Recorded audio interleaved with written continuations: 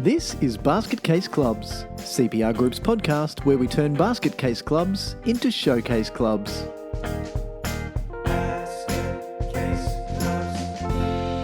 Hello everyone and welcome to another edition of Basket Case Clubs. We're having a great time talking about situations where we've seen basket cases be real basket cases, and sometimes when everyone's doing their jobs right, including us, we get to turn them into showcase clubs as well. Joining me as usual is Steve Connolly. G'day Steve. G'day, Mick. Great to be back and talking about basket cases and showcases. And it's funny when we're agreeing on what we're going to discuss during a podcast episode, and there's such a long list of things about which we could talk and clubs about whom we could whinge. But today we're talking a little higher up the line than club level and talking state sporting organisations and governance frameworks across the country, which is a bit of a hot topic at the moment. It is, yeah. So I'd like to start with a story, Steve. Now, I don't know if I've told you this one, but it's one that is, you know, those stories, those things that happen when you're in a meeting and you go, this is interesting. I'm going to be dining out on this one for quite a long time. So Chris, one of our colleagues, and I were sitting in a meeting with a representative from a state sports association here in Queensland. It was canoeing. Now, canoeing's an interesting sport because there are parts of canoeing that are part of the Olympics. So it's an Olympic sport. But this is an organisation that was really struggling within itself to justify its own relevance in the market. Why do we even exist? Why do we sit here? We've got people on paddlecraft. Some of those people on paddlecraft are members of clubs. Some of those clubs, or probably most of those clubs, are members of a state association, which is then a member of a national federation as well, which is then a member of an international federation. So there's that structure and the framework that goes, in this case, all the way up to the Olympics. But when you're sitting at the side of a lake or a river or a creek with a bunch of friends that you've organised on social media to go on an outing, to go on a paddle down a creek or up a creek, why do we need to have a body to which we report and to whom we send money? What's the necessity of that? I've got a craft. I've got my craft on the roof of my car and I've taken it to where we're going for a paddle and we go for a paddle. So why would I need to be involved in another organisation? And that was kind of a turning point in that discussion, mainly because no one could come up with a good, simple answer. And don't we live in a changing time too, when we've seen over the last 15, 20 years odd that we've been doing this work, a pretty significant shift away from traditional team-based sports, you know, training once or twice a week, turning up to a game on the weekend, more to individualized participation and getting sport when I want it. So if I want to turn up on a Saturday morning to parkrun, I will. If I don't, or if it's raining, or if it's cold, or if there's a pandemic stopping me from doing so, I don't. So, you know, we've also seen continually a big shift towards gyms, CrossFit, you know, personal trainers operating from parks, and that's something to which we've been exposed through our work with councils. And, you know, how do we manage the use of public space by commercial operators like personal trainers? But again, it highlights this change away from, you know, a federated, really heavily governed model within which sport needs to be delivered, more towards a system through which I just get what I want when I want it. And you've only got to look at the statistics in Australia to see which sports are the most popular. You know which is always at number one? Walking. Walking? Yeah, walking. Now, I can say I do that every day. I did that when I got out of bed to go to the bathroom. But it is the physical activity that most people in Australia, but well, it's the highest participation rate, physical activity. So when you go down the list then, before you get to organised sports, there are a number of individual types of activities. Who do you think was the first person to say, hey, I want to race you to somewhere which is really far away, maybe even 42 kilometres away? 50 kilometres. But you can't have both feet off the ground at the same time. If you run, you're a cheat. I'm going to disqualify you. Sorry, we digress. But again, there you go. Man. So it's competitive walking. It's an Olympic sport, but plenty of people do it without, you know, that participation needing to happen within a really formal sport governance structure. Yes. And I'm pretty sure that when we see walking at the top of the list, we're not talking about race walking. We're talking about literally walking for God, it looks so hard on your hips too. You've raised a really interesting question there, which is what sort of role do they play in taking away some of the relevance of the structure that we've got? And at this point, we're not necessarily keen to get into a discussion right now about the federated versus the unitary model of sport. That's a discussion that is going on, and it's going to play its course. And it's the discussions that we've had about amalgamations and mergers. So that stuff's going to happen. But this is a slightly different take on it. And it's one that we hear all the time when we sit in the middle. And this is something that we talk about because we sit with mum and dad volunteers. So we get to be so in touch with what's going on the field of 7-year-old sport. But we also get to sit with the state and national bodies and with councils and with government who have sometimes a differing opinion of where everybody sits. So I think that we've all got our opinions of who does what and whose role what is, but we don't necessarily have alignment of those all the way up and down. And so what we hear are the people at sports clubs and even big football clubs, so soccer clubs that have 1,200 playing members, will still hear the treasurer of that club question why they're sending money up the line. Why does the money go from here to the regional zone, to the state association, to the national body? What are we actually seeing for that? And how long will the answers, well, you get a pathway to the Olympics and to the World Cup, and you get insurance, matter? And it's interesting in that there are a number of ways to look at this. I'll call it a problem or a challenge that when you look at it from a club perspective, and all you see, as you just mentioned, is, lots of money going up the line, so to speak. But then when we sit down with the powers that be, the decision makers and the executive leadership teams at state or national sporting organisation level, and we say, hey, where does all that money go? And they present a picture which makes a whole heap of sense. They say, well, there's this cost over here, and sure, there's the big one, insurance, and that's the easy way to get people to pay their fees on time, is because if you don't pay your fees, you're not covered for insurance. But, we know that a lot of that insurance isn't worth as much as people probably think that it is. At that time, though, Steve, we're in a room with 60 staff members who are all busy running the sport. So we can actually see what's going on. But does that level itself actually need to exist, or do we have what may be some duplication in the system and the same or similar costs being seen at state level across the country? And that's probably one of the questions that we're really keen to start the discussion on, isn't it? Yeah, definitely. Just something that popped into my mind as you were talking about that was, if I pay my rates, yet I don't read books, I don't have a choice to not contribute part of my rates to libraries. Councils have libraries. It's the way that it is, yet it seems to be more open to question. And it was because you were talking about all of the people who are doing all of the work at the center of excellence, but I don't care about excellence. I just want to play footy. Okay, but that's still part of our journey, and that's still part of what makes this sport whole nationally. So we understand a lot of that, but it's not necessarily really well communicated down the line. And let me give you some numbers here. This is fascinating, and it demonstrates the difference between the haves and the have-nots. And as we said, we're not talking at this stage about the unitary model versus the federated model. It's about, if we have a federated model, who should do what, what is the purpose of having the different levels? Or if we have a unitary model, if we've got one national association and then we have state councils, why? What do they actually do? And even if we've got one national body, how do we answer that question to the treasurer of the 1,200 strong football club? Why do I spend money up the line? Wouldn't it be nice to have a great answer to that question that isn't just made up and isn't fear tactics? Because just to say you don't get insurance is fear tactics. And can't I buy insurance? I mean, in our office just downstairs, we've got people who sell insurance. They sell it to us. They've sold it to our clients. Yeah, I can get insurance. Okay, it might be a bit more money, but is it still going to be the hundreds of dollars per player that we're sending up the line? Before I launch into that, though, before I launch into these numbers, which are fascinating and somewhat funny, we don't yet have an opinion. So while we're questioning, I don't want to fan the flame of fear or hatred up the line, because we do see it. We understand the value, but like everybody else, we don't have something that we can point to say, there, that is your answer. That's why these layers exist, and that's what they give you.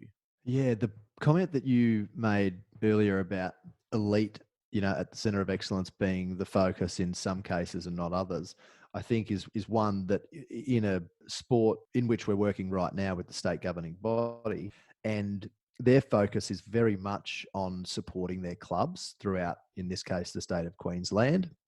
Their focus is on grassroots and getting more people into the sport, and that includes great through club participation, but also through schools and opening their sport up to more and more schools. And then at the national level, the whole of sport plan for that sport is the vast majority of the document focuses on elite participation.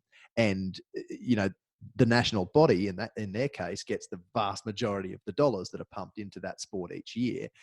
But because of the focus of their strategic direction, it largely gets invested in elite sporting participation. So how does that work for the state governing body with which we're working and the other governing bodies around the country? And if there is to be this, shift that we're seeing some sports traverse, which is from the federated model, state governing bodies report as separate legal entities reporting to and supporting the national governing body, to more of a unitary model where we have less legal entities, whatever that looks like, we don't necessarily know in any given sport. But how do we balance that focus on elite with grassroots if there is to be a shift towards a unitary sport delivery model? And these are, we're just scratching the surface of some of the challenges that do get raised during the discussion when a sport's going through this transition. So it's just something that popped into my mind that, and that was really one of the first things when I sat down with the ELT at this state body. They said, yeah, what's really difficult is that we have a very different focus to the national body. And that was the first thing. That was the first discussion that we had, which was interesting. Yeah. Sorry, I'll let you go on with your numbers now. Well, it's a nice segue because the numbers are about that. They're about the investment that gets made. So when you look at, so let's separate here between Olympic sports. And I'd like to quote some of these numbers come from an article that was in the Sydney Morning Herald in July 2020, so only a month or so ago, by Roy Masters. And it was interesting the way that Roy's found these. Look, they're all published, but when you put them all together, it's like when we do an analysis of what was the last one I did? A rugby league club where I was able to show them a graph of their profit over time.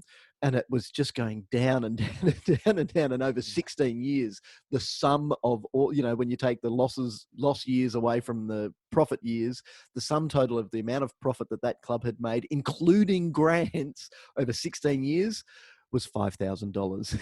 It's a lot of over 16 years. Over 16 years. And and they're sitting there going, nah, that's not right. That's all right. That's a bunch of BS, mate. That's not right. And quietly had put their financial statements that they had adopted at their AGMs on the table. So when you map what's available to us, but it's just a number in an annual report somewhere. But when you map that over time, it becomes fascinating. That's what Roy has done in this article. And he's compared professional codes. So we'll take the pinnacle. And in Australia, the pinnacle of professional codes is AFL, with the income that they generate predominantly from TV rights. So that's where the money comes into AFL, and it gives them a different structure. But then they've still got to manage that money. They've still got to manage the structure. And we've seen even the AFL, the juggernaut sport in Australia, struggle when COVID hit, and they had to deal with the players who were, some might say, overpaid, but there was a market for it, and that market will hopefully recover. But it was fascinating to see even that massive organisation struggle, because they are at the top, followed fairly closely behind by the NRL. So then you compare those major professional sports in Australia, but they have a grassroots level as well. So it's not like we're only seeing professional sport and then nobody else does it. This is professional sport that is fed by the kids who are very small, who are first donning a pair of footy boots and running onto the field at our local clubs all over Australia. And also feeds them. So we see a lot of top-down service delivery in the AFL and in rugby league, in contrast to a lot of the sports about which I'm guessing you are going to speak next, but also sports that don't have that huge income at the top level. So the likes of the world game, football, or in Australia soccer because they're the Socceroos. And I Not the say that even footballeroos. though I'm a football, yeah, exactly. Footballeroos just doesn't quite have the same ring to it. Doesn't roll off the But tongue. no, so and there we see a great outcome of media attention on the national level of the sport, resulting in money that can be fed back down the line to promote more grassroots participation, which in turn, on the cycle means that we've got more kids feeding into the sport and greater talent developing up to the national level. So it's a positive perpetual cycle. It is, yeah, and it's different the way that football's funded. We'll get into this with our colleague Chris, obviously, but the funding model for football is very different from NRL and AFL in Australia. So then you compare those professional codes, particularly the big two, and look, cricket is there as well, but it's a bit of a hybrid, especially given the turmoil that they've had from a governance perspective over the last few months as well. And you compare them with the Olympic sports. Now, when I was in grade, I remember being in Mr. Elliott's class in grade 4. The Olympics was coming up, and I was making little medals and singing the tunes of the Olympics. I'll date myself if I say which Olympic Games it was, but it was so much fun, and I just loved every minute of it. Now the games are exactly the same as they were back then, but now I look at them and I go, this seems interesting. There seems to be a significant disconnect between the few people that I'm seeing at the elite level in all of these sports and what I see every day. So the Olympics, canoeing is one of them. Rowing is another one. Cycling. These are sports that they are the have-nots, really. We've got the haves in the professional level, and then we've got the have-nots. Now, it's different country to country, and I'm not sure, this will be an interesting little thesis for somebody on the other side of in this case, the Atlantic, for somebody to look at what happens in the States and to say, do we have underfunded sports in the States? But our 13 Olympic sports have a very different funding structure and a very different, unfortunately, governance model to the clubs and structures that, admittedly, they are professional and they are corporate entities when we're dealing with AFL clubs and NRL clubs, but they're still run as the same sort of businesses with a very similar product in that it is sport.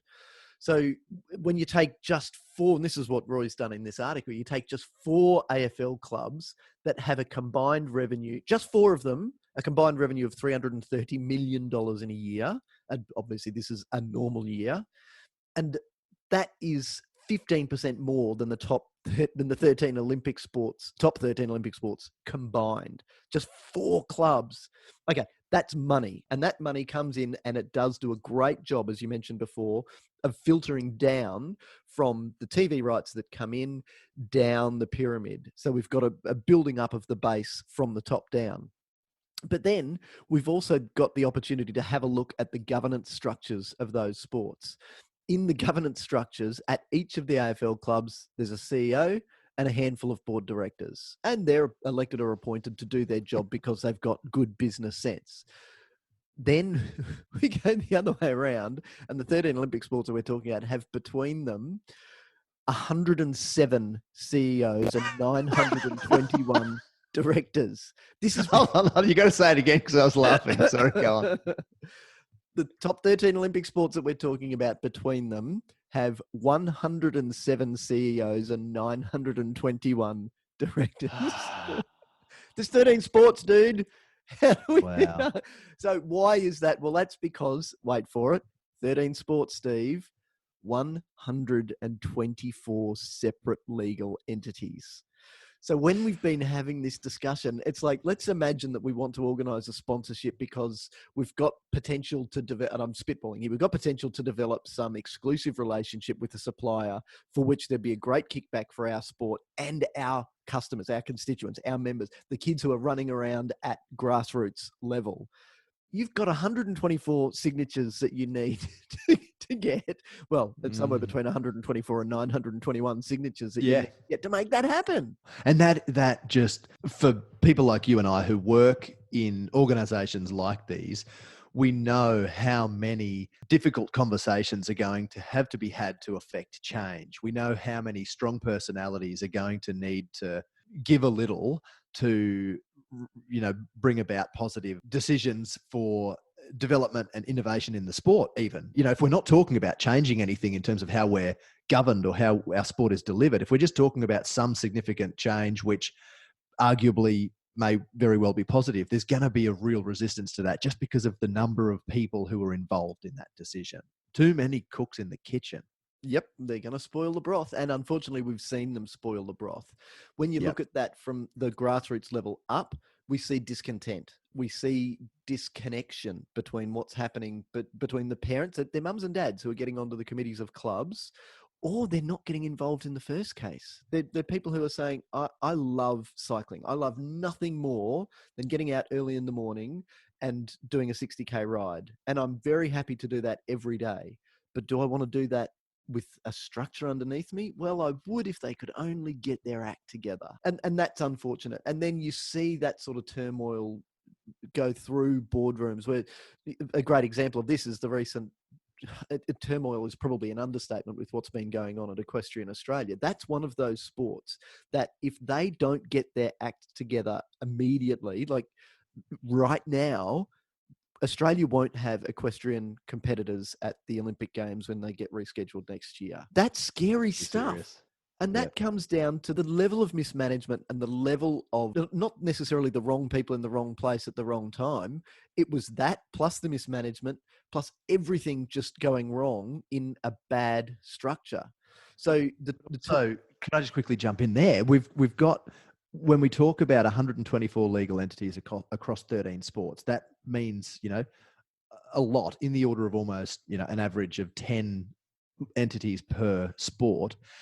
What really frustrates me is this just undercurrent of us and them.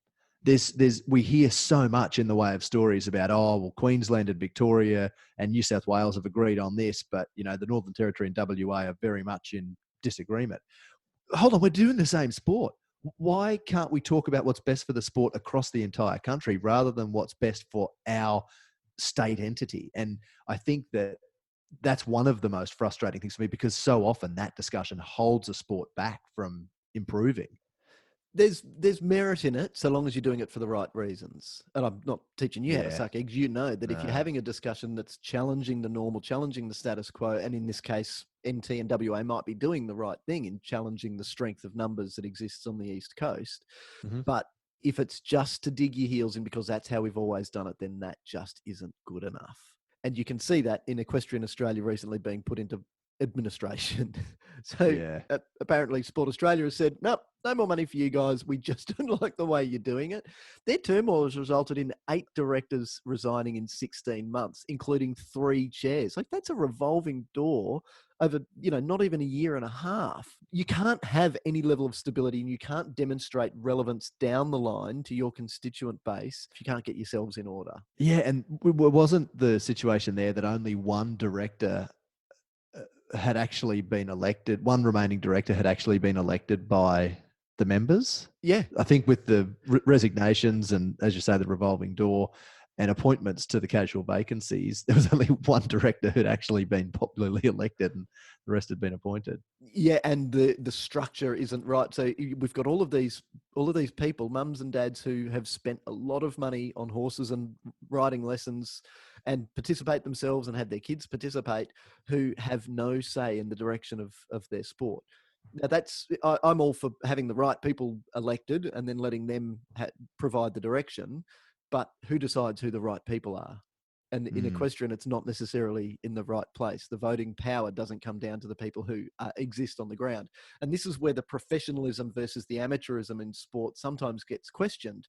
To say, if we appoint and elect a whole heap of skills-based people to our boards, and Steve, you and I are well supportive of that, but does that mean that we're building in a level of disconnection from what we do? We're building in disconnection from our grassroots sport, because the people that we're putting in might have been great in the hotel industry, in aviation, in engineering, in medicine and law, but what do they bring when it comes to hockey?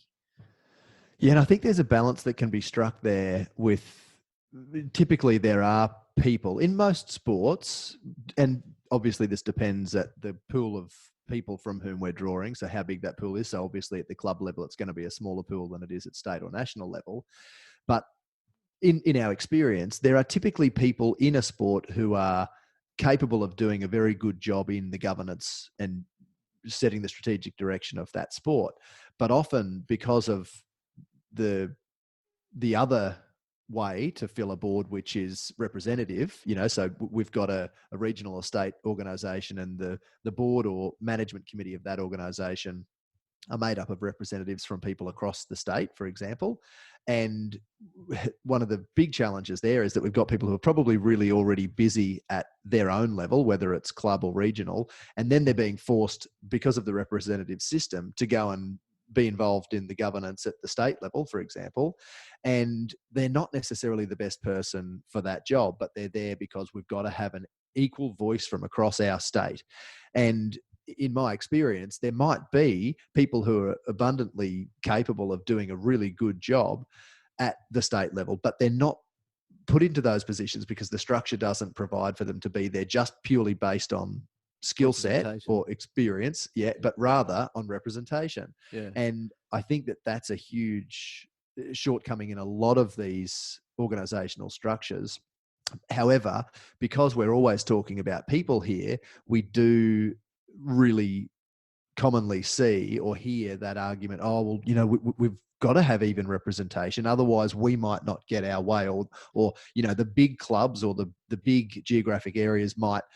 And obviously in Queensland, I'm pointing to southeast Queensland there, and often there's a lot of merit in that challenge that's thrown to the southern counterparts from the northerners, who say, well, there's a lot less in the way of facility delivery up here in a lot of sports.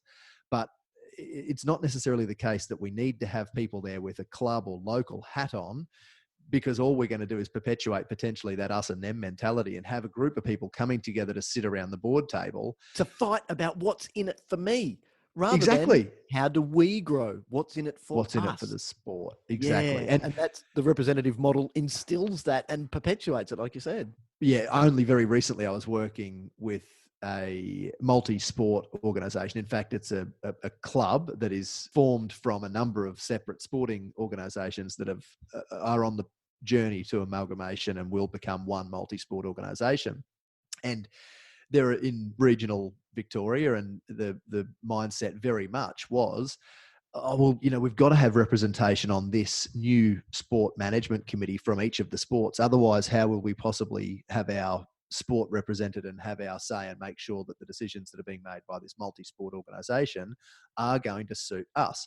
And absolutely, while I can see the merit in that, again, as I said earlier, what we're potentially doing is putting people into a job that is additional to the work that they're already doing to administer their sport, and saying, well, you have to be here to represent your sport, even though I might not really care about the other sports. I just want to do a good job of administering mine. So again, I don't have an answer here, but it's certainly another one of those challenges that we come across quite regularly. And it's a discussion, again, in the same way that when we discussed amalgamations and mergers needing to follow your journey, this is probably another one of those examples where we really need to remove as much of the emotion as possible, which is really difficult because we're humans and we're emotional beings. Remove as much of that emotion from the discussion as possible, and talk about what's best collectively for these sports, what's best collectively for our sport across the state or the country. And that's really difficult for a lot of people to do. So before I launch into our two pieces of advice or suggestions for you to try between now and next time, I'd like to launch an idea that we've been talking about that is hopefully going to find some answers to the questions that we've posed today.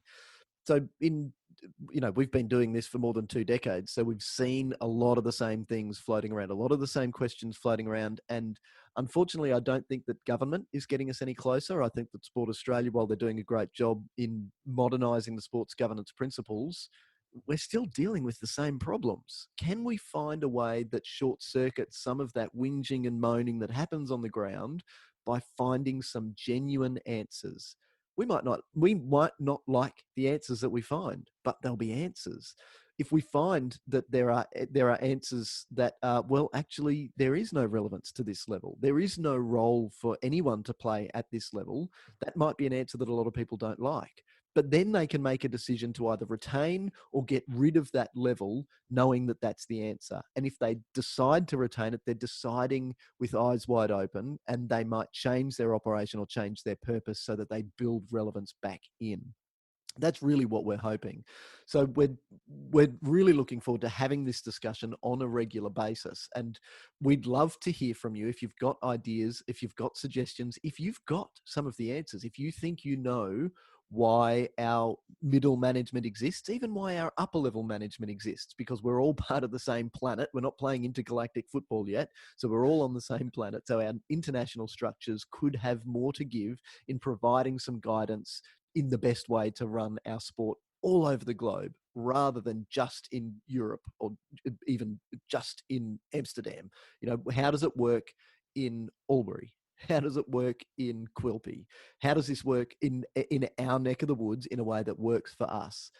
Or we'd also love to hear from you if you've got more of a bitch, if you've got something else that really bugs you about stuff that you're sending up the line. So it depends on your perspective. So let's start with our first piece of advice, is targeted to the people who are in clubs. If you're in a club, I encourage you to make a list of the things that you think or you feel. Now, this is a thinking and feeling exercise, so you don't need to go and do the fact finding. We're not back at high school now.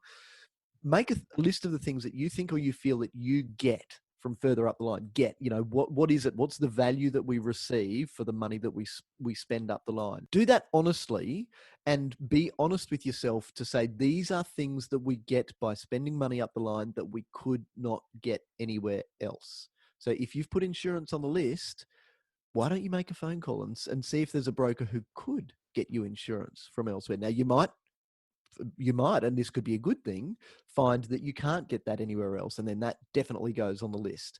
But what goes on the list for you? For me, it would be the ability to wear this shirt, the ability to play this game. But I'm seeing the intrinsic value of sport because, I've been working in sport for more than 2 decades. So I've seen that.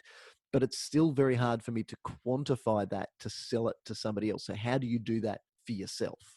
So then we take the other side of it. And if you're involved in in a zone, in a regional association or a state or even a national body, or if your role is with a council or a government agency, I don't want you to go the other way and start to dig your heels in and say, well, the value is this and we provide this and we provide this, because all that's going to do is just tell people things that they might not listen to.